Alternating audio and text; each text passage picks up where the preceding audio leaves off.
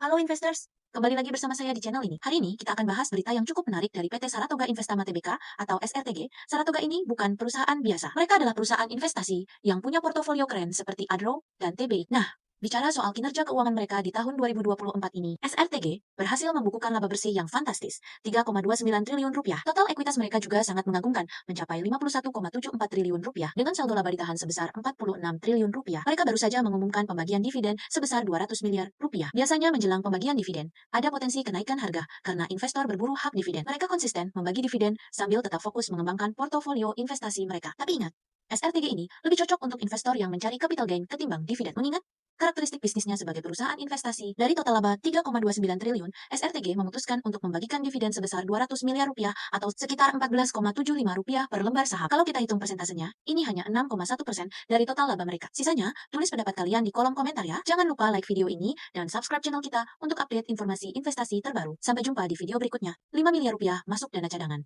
Dan yang paling besar, 3,08 triliun rupiah atau 93,75% dari laba ditahan untuk pengembangan perusahaan. Tapi tunggu dulu, apakah ini benar-benar kabar gembira bagi para investor? Mari kita telusuri bersama-sama. Sebelum masuk lebih dalam, yuk kenalan dulu dengan SRTG. Sekarang, mari kita bahas detail dividen yang akan dibagikan. Bagi yang ingin dapat dividen ini, catat baik-baik tanggalnya ya. Kumdet pasar reguler jatuh pada 4 Juli tahun 2025 dengan ex-date-nya 7 Juli I untuk pasar tunai, komdate-nya 8 Juli I, dan ex-date 9 Juli I. Recording date-nya 8 Juli I, dan dividen akan dibayarkan tanggal 23 Juli tahun 2025.